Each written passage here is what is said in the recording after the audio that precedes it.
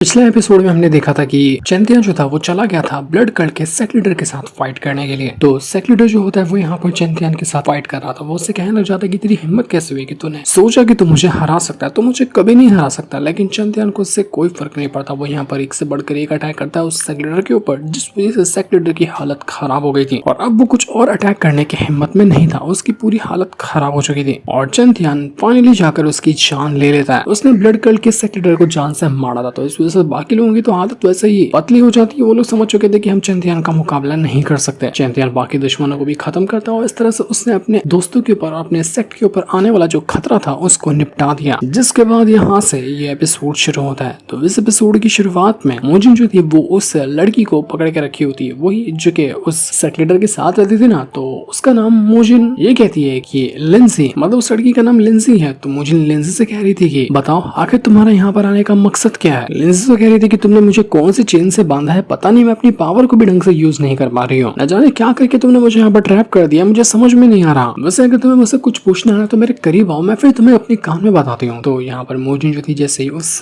Linsey के करीब जाती है, ये ठर की लिंसी कुछ बताती तो नहीं बल्कि यहाँ पर मोजिन के कान को ही चाट लेती है और फिर जोर जोर से हंसने लग जाती है कि तुम्हें मुझसे कुछ पूछने आया तो मेरे सामने भीख मांगो, तभी मैं तुम्हें कुछ बताने वाली हूँ। तो इतनी ज्यादा सुंदर हो तो मुझे तुम्हारे साथ खेलने में बहुत मन कर रहा था, तो मैंने तुम्हारे साथ थोड़ी सी मस्ती कर ली। चेन खोलो तो हम और ज्यादा मस्ती करेंगे। तो ये सुनकर तो मोजिन को काफी ज्यादा गुस्सा आता है। वो चाबुक उठाकर उस लिंसी को मारने की कोशिश करती है, लेकिन जितना वो उसको मार रही थी ना, लिंसी को उतना ज्यादा ही मजा आ रहा था। वो अलग ही सेटिस्फेक्शन फील कर रही थी। वो कहती कि मारते जाओ मुझे जितना मार रही हो ना मुझे और ज्यादा अच्छा लग रहा है, क्योंकि जब मेरे सेक्ट मास्टर मेरे साथ मजे करने के लिए आते थे ना, वो भी मुझे इसी तरह से मारा करते थे, मुझे चार्ज करने के लिए। अगर तुम्हें भी वो काम करना तो मैं तुम्हें बता दी कि मुझे और किस तरह से तुम टीज करो। क्या ही ठरकी लड़की है ये। पर तब वहां पर चैंतियन आ जाते हैं और मोजिन से कहने लग जाते कि तुम साइड हो जाओ, इसको मुझ पर छोड़ दो, ज्यादा इसको मस्ती चढ़ी है ना, इसकी सारी मस्ती उतारता हूँ मैं। तो लिंसी तो यहाँ पर चैंतियन से भी कहने लग जाती है कि अरे वाह तुम यहाँ पर आ गए, लगता है कि अब तो मजा दुगना आने वाला है। वैसे बताओ तुम शुरुआत कहाँ से करना चाहता हूँ मेरे साथ। लेकिन चैंतियन यहाँ पर टाइम पास नहीं करता। वो सीधा यहाँ पर अपनी सोल सर्च टेक्निक का इस्तेमाल करता है और अपने आंखों की पावर का इस्तेमाल करते हुए पूरा का पूरा जो माइंड था उस लिंसी का उसको चेक कर रहा था, जिसकी वजह से उसको ये पता चलता है कि वो जो सेक्ट लीडर था ना, उसने प्लान बनाया था कि वो अपने एंसेस्टर को एक बार फिर से जगाएगा और उसी के लिए वो इन सारे लोगों की जान ले रहा है। मतलब फॉर्मेशन है एक कुएं जैसा, उसके अंदर जितने लोगों का सैक्रिफाइस दिया जाए उतना ज्यादा चांस है कि एंसेस्टर बाहर निकल कर आएगा। लिंसी ने एंसेस्टर से जगाने के बारे में प्रोसेस जो था वो भी उस सेक्ट लीडर से पूछा था। तो वो सेक्ट लीडर कहने लग जाता है कि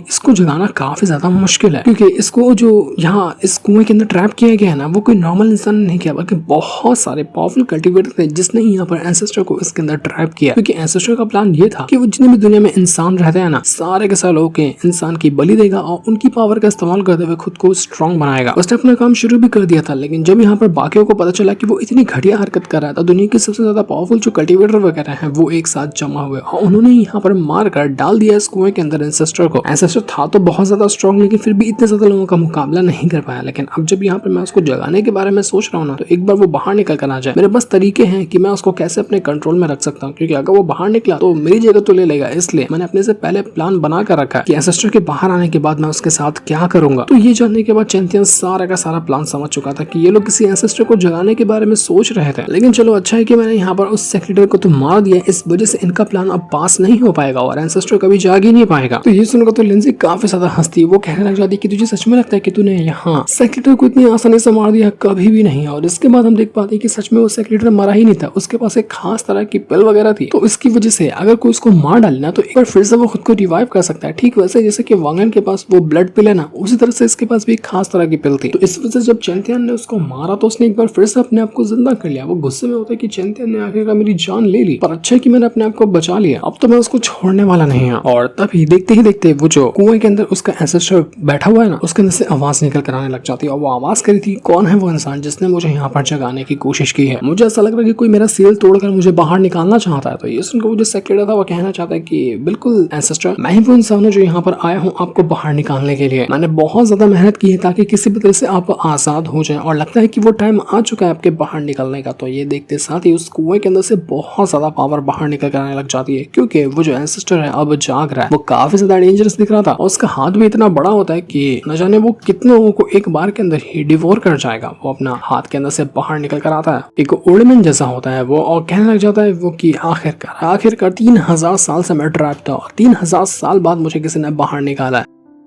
वो उस सेक्रेटरी से भी कहना चाहता है कि तुमको पहले ये मदद नहीं करनी हुई थी क्या? 3000 साल तक के तुमने मेरा इंतजार किया कि मैं बाहर निकल कर आऊं, तुमने इतना टाइम क्यों लगाया? पहले मुझे आजाद कर दिया होता तो कितना अच्छा होता। क्या मेरे क्लान वालों ने अब कोई जीनियस पैदा करना ही बंद कर दिए हैं क्या, जो इतना टाइम लगा रहे थे मुझे वापस से जगाने के लिए? तो सेक्रेटरी कहना चाहते कि एक हिसाब से आपने जो बात कही है ना वो बिल्कुल सही है, क्योंकि जब आप इस कुएं के अंदर सील हो गए थे हमेशा हमेशा के लिए, तो हमारा जो क्लान था वो पूरी तरह से बर्बाद होने लग गया था, यहाँ पर कुछ भी नहीं बचा था। तो उस टाइम के जो सेक्रेटरी थे उन्होंने कुछ डिसेबल को लिया और वो यहाँ से निकल गए ताकि अपने इस क्लान को प्रोटेक्ट किया जा सके। और उसके बाद हम इंतजार में लग गए कि कब ऐसा मौका आएगा जो हमारे क्लान का कोई चाहेगा आपको एक बार फिर से जगाने के लिए। लेकिन ये करते करते इतना टाइम निकल गया, करीब 3000 साल निकल गए, और अब फाइनली जाके वो मौका आया है। तो मैंने यहाँ पर अपनी जी जान लगाकर आपको फिर से एक बार अवेक किया है, और उम्मीद है कि आप बाहर निकलकर काफी अच्छा महसूस कर रहे होंगे, और अगर नहीं कर रहे तो अभी करने लग जाएंगे, क्योंकि मैं आपकी जो जान लेने वाला हूँ, मतलब आपको अपना गुलाम बनाने वाला हूँ। इतना कहने के बाद वो तुरंत अपने पास एक खास तरह का ट्रेजर बाहर निकालता है और उसके जरिए वो सीधा अटैक देकर मार देता है एंसेस्टर के ऊपर। जैसे ये अटैक जाकर एंसेस्टर को लगा था, एंसेस्टर जितने भी अटैक को एक्टिवेट किया हुआ था ना वो सब खत्म हो जाते हैं। एंसेस्टर हैरान कि ये क्या हो रहा है मेरे साथ, आखिर ये सेक्रेटरी मेरे साथ करना क्या चाहता है? तो वो सेक्रेटरी कहना चाहता है कि कुछ नहीं करना चाहता हूँ, सिर्फ अपना गुलाम बनाना चाहता हूँ आपको। मेरे पास जो ये ट्रेजर है ना इसके जरिए हमारे क्लान के कितने भी पावरफुल से पावरफुल कल्टिवेटर क्यों ना हो उसके सभी अटैक बिल्कुल थम से जाते हैं। और मुझे पता है कि आप मुझसे ज्यादा स्ट्रॉन्ग है, इसलिए मैंने पहले से तैयारी करके रखी थी कि जैसे आपको जगाऊंगा उसके बाद आप अपना गुलाम बनाऊंगा। एक एंसेस्टर जो मेरा गुलाम बनकर रहे तो कितनी कमाल की बात हो जाएगी ना। मैं जिस तरह से चाहूँ उस तरह से तुम्हारा इस्तेमाल करने वाला हूँ, और यही प्लान की वजह से मैंने तुम्हें एक बार फिर से जिंदा किया, वरना मुझे घंटा नहीं फर्क पड़ता तुम मरे रहो या जिंदा रहो। सेक्रेटरी पहले तो यहाँ पर उस एंसेस्टर की सारी जो कल्टीवेशन पावर थी उसको डिवोर करने की कोशिश करता ताकि वो खुद को भी और ज्यादा स्ट्रॉन्ग बना सके। पर जैसे वो यहाँ पर कर रहा था ना, उसने जो ट्रेजर के जरिए यहाँ पर एंसेस्टर को ट्रैप किया था वो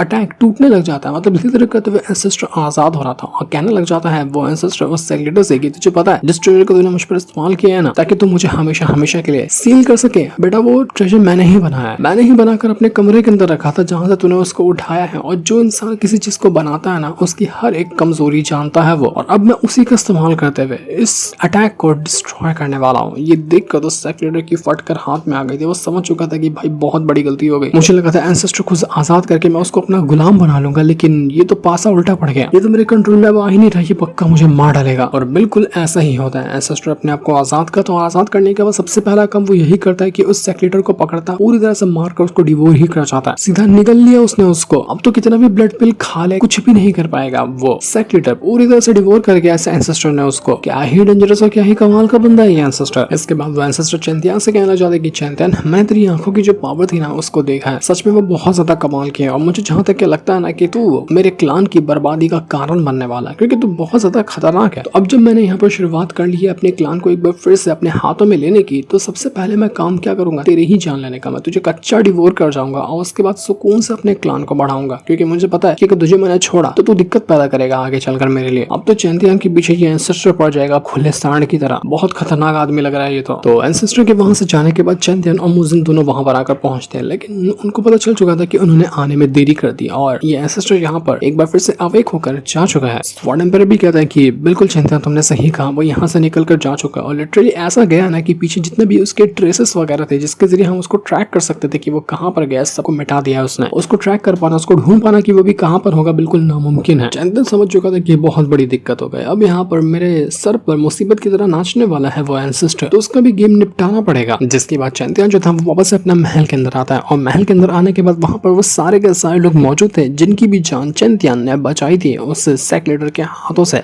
तो जितने भी लोग यहाँ पर मौजूद थे ना वो सभी चैंतियान का शुक्रिया कर रहे होते हैं कि चैंतियान आपका बहुत बहुत शुक्रिया जो आपने हमारी जान बचाई, अगर आप नहीं आए होते ना तो पक्का वो एंसेस्टर हमको मार देता और हमें मार कर वो उसी कुएं के अंदर डाल देता अपने एंसेस्टर को जगाने के लिए। लेकिन बहुत अच्छा हुआ कि आपने आकर हमारी जान बचा ली, क्योंकि वहां पर बागे सेक्ट के भी कुछ पावरफुल बंदे थे जिनको भी पहले से उस सेक्रेटरी ने ट्रैप करके रखा हुआ था, तो उनको भी बचा लिया था। तो वो भी यहाँ पर चैंतियान के सामने ग्रीट वगैरह कर रहे थे, उसको रिस्पेक्ट पेश कर रहे थे कि आपकी वजह से हम बच पाए हैं, वरना आज तो बहुत बड़ी दिक्कत हो जाती। तो चैंतियान कहता है कि मुझे इतनी ज्यादा रिस्पेक्ट पेश करने की जरूरत नहीं है, मैं भी तुम लोगों की एज का ही हो और मैं भी यहाँ पर एक नॉर्मल बंदा ही हूँ, तो तुम मुझे इस तरह से रिस्पेक्ट पेश करोगे तो मुझे अच्छा नहीं लगेगा। हम जब एक जैसे ही हैं तो एक दूसरे की मदद करना हमारा फर्ज बनता है, तो इसीलिए मैंने यहाँ पर तुम्हारी हेल्प की थी। मैंने कोई इसलिए नहीं किया कि तुम आगे चलकर मुझे ग्रीट करो, मुझे रिस्पेक्ट पेश करो। सारे के सारे लोग देखकर हैरान थे कि चैंतियान कितना अच्छा बंदा है। चैंतियान कहते हैं कि देखो ये मुसीबत अभी खत्म नहीं हुई, अभी तो बस शुरुआत हुई है, इसलिए हमें अभी से तैयारी करनी होगी, क्योंकि वो ब्लड कल्ट जो है ना वो अभी तक खत्म नहीं हुआ। बाकी सारे लोग हैरान कि ब्लड कल्ट खत्म कैसे ऐसा नहीं हुआ कि तुमने वहां के सेक्टर को तो मार डाला ना, तो उसका मतलब अब तो वो सेक्टर खत्म हो चुका है। जब सेक्रेटरी नहीं बचा वहां पर तो कैसे वो सेक्टर चलेगा और हमारे लिए खतरा बन सकता है।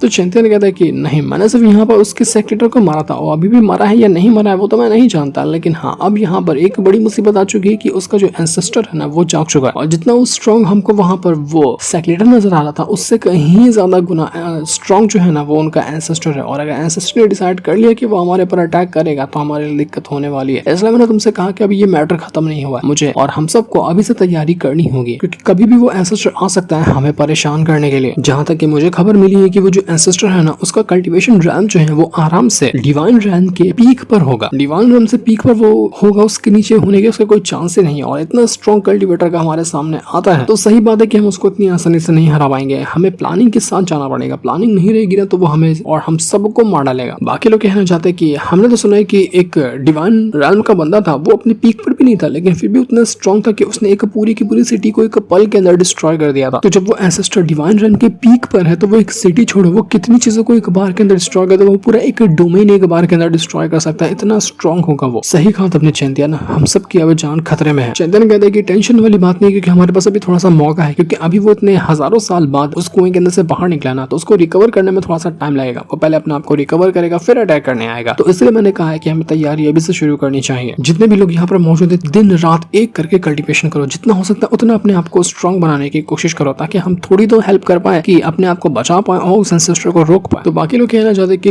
देखो हम नॉर्मल रैम की कल्टीवेटर है, तुम कह रहे हो कि हम थोड़ी बहुत मेहनत कर लेंगे तो क्या उस एंसेस्टर से मुकाबला कर पाएंगे? कभी भी नहीं। हमारे और उसके बीच में आसमान जमीन का फर्क है और ये फर्क शायद हजारों साल में भी पूरा नहीं होगा, क्योंकि हमारी कल्टीवेशन स्पीड उतनी फास्ट नहीं कितनी जल्दी हम यहाँ पर अपना ब्रेक थ्रू कर लें। चैंपियन कहता है कि अच्छा ऐसी बात है, तो अब बताओ कि अगर मैं तुम्हें यहाँ पर डिवाइन रैम का कल्टीवेटर बना दूं तो क्या तुम्हारे अंदर कॉन्फिडेंस आ जाएगा एंसेस्टर से मुकाबला करने का? तो जितने भी लोग यहाँ पर थे वो कहना चाहते कि बाप रे तुम सही कह रहे हो क्या, तुम सच में हमें डिवाइन रैम का कल्टीवेटर बना सकते हो? नहीं, हमें ये नहीं लगता, ये पॉसिबल कैसे है? तब चैंपियन अपने पास से वो डिवाइन एसेंस बाहर निकालता है जो कि उसको वही सीक्रेट रैम के अंदर से मिला था और यहाँ पर निकालने के बाद तो सभी को दिखाते हुए कहता है कि देखो तुमको पता होगा ना ये क्या चीज है। तो जितने भी ओल्डमैन वगैरह थे ना जो अपना आराम से सेंट रैम के पीक पर होंगे वो लोग कहना चाहते कि हाँ ये तो वही डिवाइन एसेंस है ना, इसके जरिए कोई भी बंदा जो सेंट रैम के ऊपर हो या उसके पीक पर हो तो आसानी से अपना डिवाइन रैम ब्रेक थ्रू कर सकता है। तो हाँ तुमने ये सही कहा, इसके जरिए हम अपना ब्रेक थ्रू कर सकते, काफी चांसेस बढ़ जाएंगे हमारे ब्रेक थ्रू करने के। तो चैंपियन जितने भी लोग थे जो अपना सेंट रैम के ऊपर थे ना उनके पास चांसेस है कि डिवाइन रैम ब्रेक थ्रू कर सकते, तो सभी को यहाँ पर वो डिवाइन एसेंस देते थे और कहने लग जाते कि सिर्फ यहाँ पर हम एंसेस्टर के लिए अपने आप को स्ट्रॉन्ग नहीं बना रहे, क्योंकि और भी ज्यादा दुश्मन है जो हमारे ऊपर अटैक करने के लिए पहुंच सकते हैं। तो अगर हम अभी से अपने आप को स्ट्रॉन्ग बनाकर रखेंगे ना तो आगे चलकर हमारे लिए उतनी परेशानी नहीं होगी। वो अपने पास से वो स्टार टावर भी बाहर निकालता है जो कि ऑलरेडी उसके पास था और वो बताने लग जाता है कि इस स्टार टावर के अंदर ना टाइम बहुत फास्ट चलता है, मतलब अगर बाहर एक दिन हुआ तो तुम अंदर ना 100 दिन से भी ज्यादा की कल्टीवेशन कर पाओगे। तो अंदर जाकर कल्टीवेशन करने में तुम्हारे लिए बहुत ज्यादा फायदा है। तो जाओ अंदर जल्दी जल्दी से अपना ब्रेक थ्रू करो और अपना डिवाइन रैम ब्रेक थ्रू करके बाहर निकल कर आओ। तो सारे के सारे लोग यहाँ पर चैंपियन की बातें मानने के लिए तैयार हो चुके थे कि हम अपना ब्रेक थ्रू जरूर करेंगे। जिस दिन को दिखाते साथ ही ये वाला एपिसोड यहीं पर एंड हो जाता है। Thanks for watching.